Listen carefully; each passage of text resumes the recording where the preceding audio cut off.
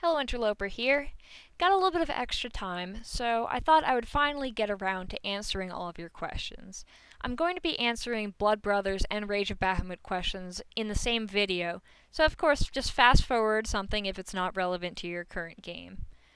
I'm going to start from the beginning here. Johaven the Sex God has a pretty lofty claim there. He asks, do allies help you in any way? Not event allies, but just normal ones. And this is regarding Blood Brothers. Allies do not actually help you in any way, but having them as event allies, of course, is extremely important. By having a pretty big ally list, you can choose event allies depending on the event.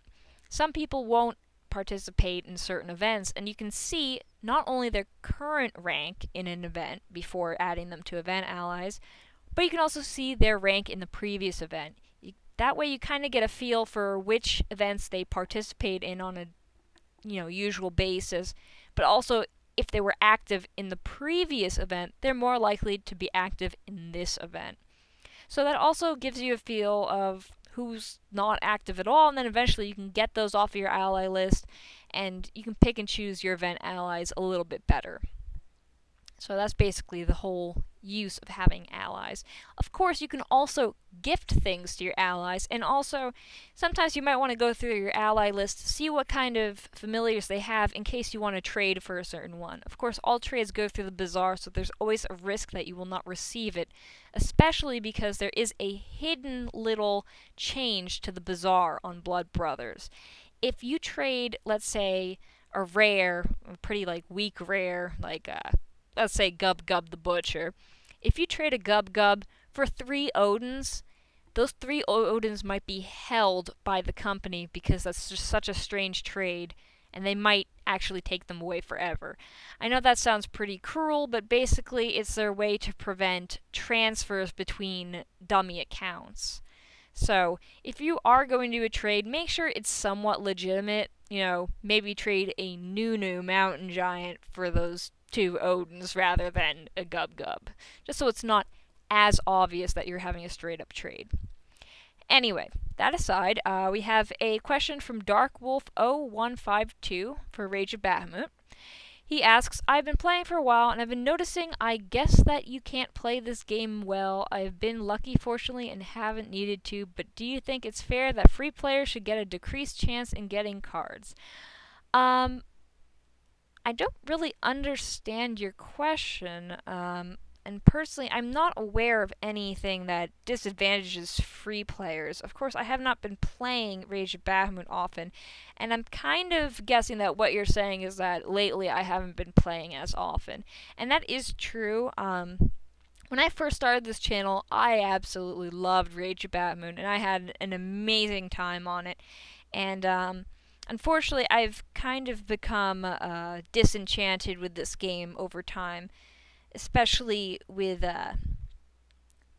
the whole crazy trading ban, bazaar change, and whatnot. So I'm probably not giving as good information as I used to, but actually opening it up right now, trying to see if they do have a decreased chance. Honestly, of course, if you're a free player, you definitely don't have as big of a chance of getting certain things. So, because you don't pay for it. But, honestly, it's up to them. If they don't want to give free players the same advantages, that's their right. Honestly, Rage of Bahamut, I'm kind of done with. I will still make videos, but I don't agree with some of their practices, so I guess, in a way, I don't think it's 100% fair. Anyway, back to Blood Brothers. We have a question from an anonymous person saying, are 4-star uncommons that turn into rares worth anything? I've been saving mine and turning them into rares to try to sell them. Unfortunately, there aren't many that are actually worth anything. One that is actually pretty common is, I believe it's Imperial Spellcaster.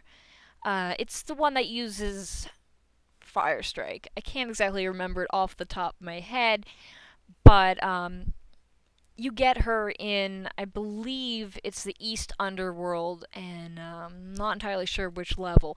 But either way, she does do some amazing damage, and if she's fully evolved from an 8 Evo, she can have almost 10,000 stats. For something that's uncommon and turns into rare, that's extremely high.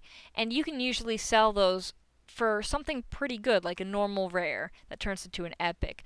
Other ones, especially ones that you get from, you know, raid boss events, those are really worthless, unfortunately. You can sometimes trade them for a few elixirs if you're lucky, or take a chance, try to trade it for a very low tier rare, and once in a while you'll be able to do it. But they really aren't worth that much. Most uncommons I technically use to scale up my guys through the right Blood Brothers.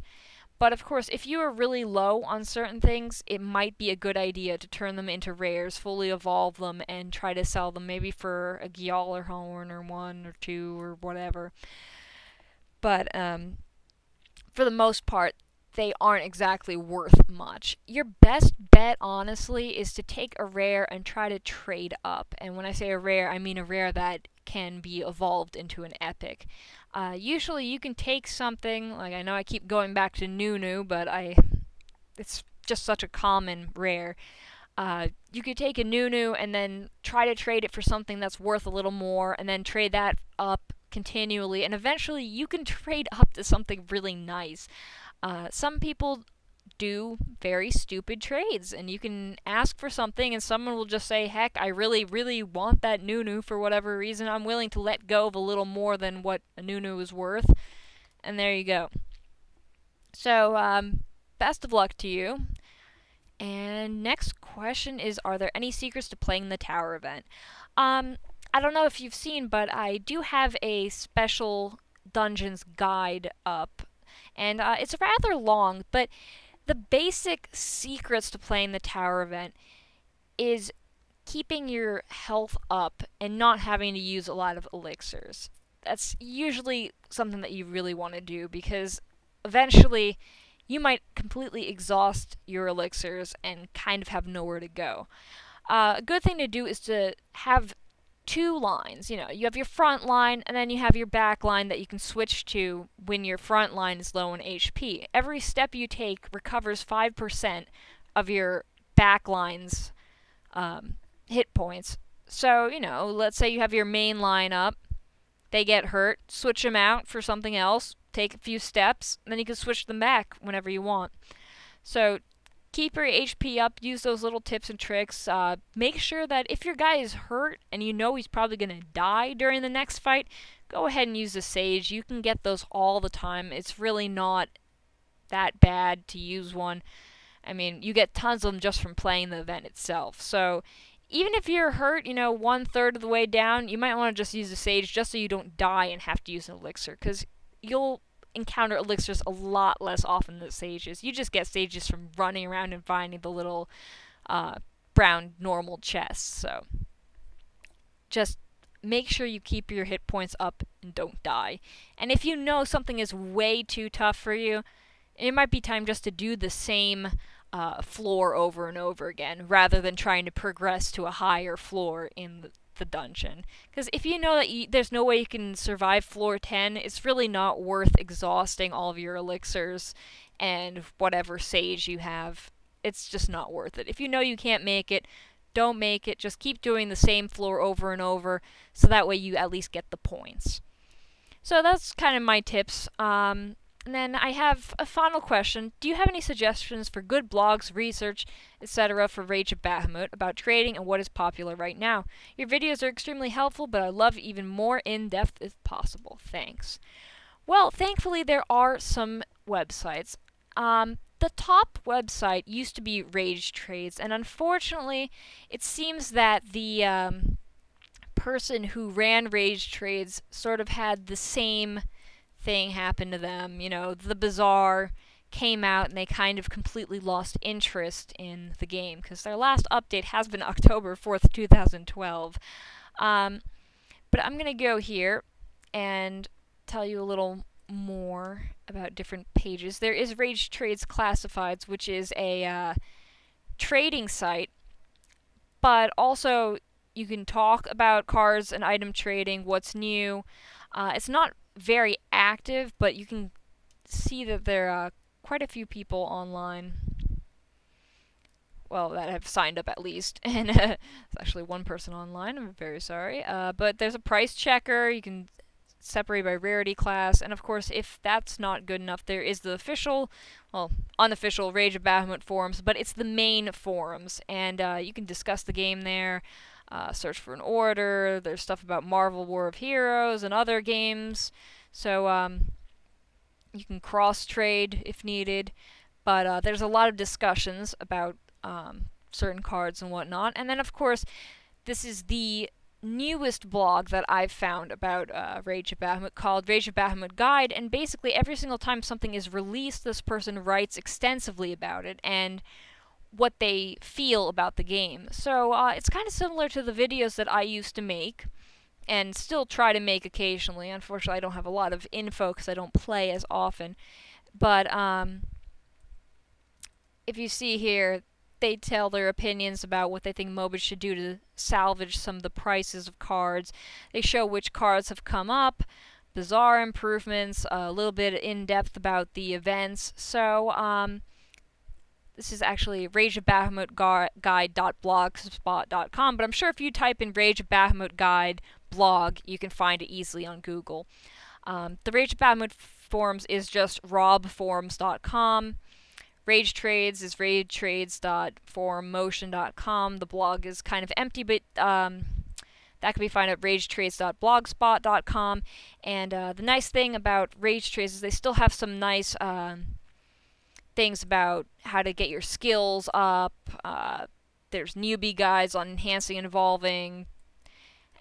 There's some card final form stats and whatnot. And then finally, there is the wiki, where you can find pretty much anything you're looking for, evolution stats and whatnot. They have the latest news updated here, although this is run by the community, not just one person, so sometimes people don't really update it very often, but it's your best bet for finding a little bit extra information. And there's, of course, abbreviations, quests, treasures, orders, archives, skill up probability, all that good stuff. So if you're trying to find some in-depth stuff, check out all those pages, and I'm sure that you can get a little more information than I can offer for my videos. But thank you for watching my videos, of course, and I just want to give a big thanks for everybody who has submitted a question. Feel free to submit some more. The link will be in the description of this video, and all you have to do is fill out the form, choose what game. You don't have to say your name or anything. It doesn't involve emails. It's just clicking a button, and basically this will be sent directly to me, and I'll be able to answer these questions for you. So anyway, thank you for joining me. Sorry that I have included both question and answer games together, Rage of Bahamut and Blood Brothers, but, I unfortunately am back in school, and it kind of takes a lot of time from my day. Kind of have to, I have a 3-hour ceramics class, pretty crazy. But anyway, keep sending in questions. Subscribe if this video was helpful, and until next time.